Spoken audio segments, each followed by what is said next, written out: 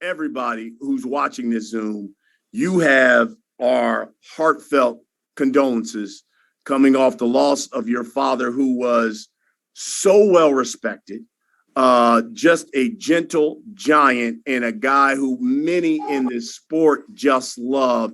I definitely have to send our condolences to you, my brother. I appreciate that. Absolutely. He cornered the market when it came to a lot of things, not just as a coach, not just as a parent, but as a friend, a leader, a teacher, and so forth and so forth. And we don't want to let anything go in vain. So we kind of keep this legacy going on. You know, he knew what he was doing when he built this machinery of the Russell family, the Russell legacy. The longest reigning WBC champion in history. 2008 Olympian. I'm an Olympian. He had former other Olympians, etc. And that was all off of raw strength, raw IQ that he even picked up along the way. And he gave us a cerebral type of insight on not just the world, but boxing. And we're going to take it and run with it at this point. We always been. We just got to keep the torch going.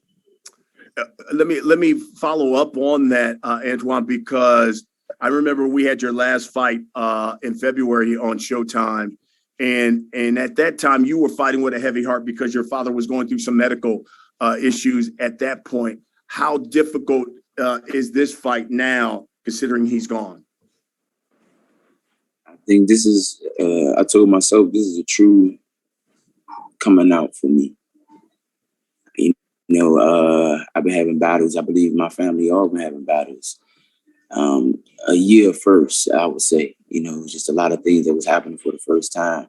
We dealt with a lot of family issues, as families usually do, you know, but like I said, it was a lot of things that was the first time we dealt with things. We lost a brother in our immediate, you know, it was a while since we lost one of the immediate brothers.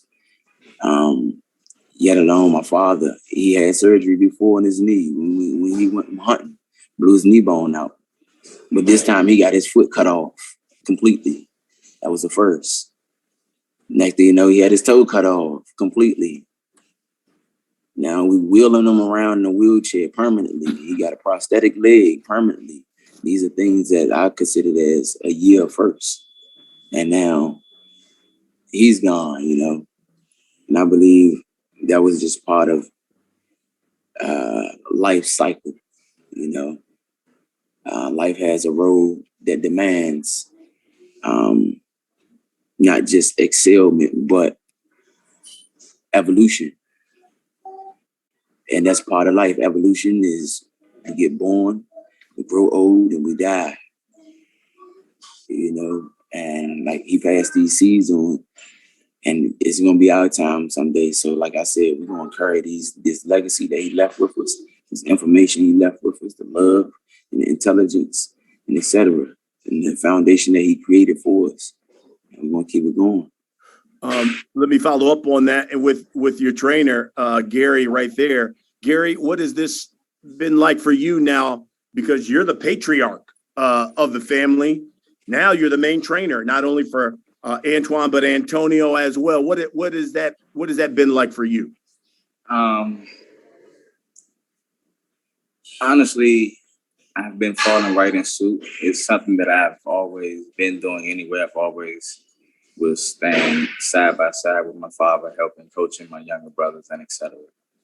It's more easier for me because I feel as though that if a parent doesn't prepare their offsprings for life outside of them or life after them, you know, they have failed you. You know, my father didn't fail us in no way, shape, or form. You know, I feel as though we're 110% prepared for whatever comes our way, and he's equipped us with the skill set and tools and abilities to think our way through whatever it is. So we focus, man. We using this thing as fuel. Nothing would go in vain. Let's get it. Antuanne, can you give us a sense of how maybe this camp then has been different from, let's say, camps in the past where you know your father was there? How has this one been different? As far as the training methods is no different. If it ain't broke, don't fix it, you know? So we try to do everything as the same as usual.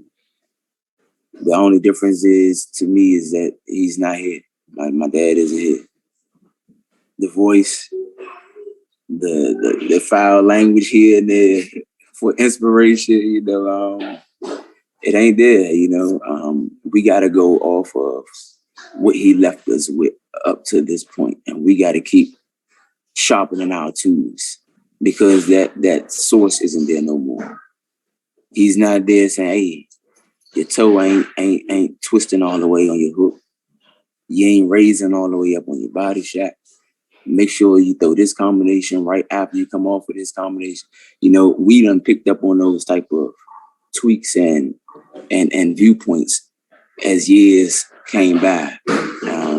And that was due to his teachings and muscle memory and things we didn't retain. But he's not here in this camp, you know, and by that being the case, it's like we got to use all of the tools and remember all of the things that he told us so we can catapult ourselves forward or keep things going forward, period.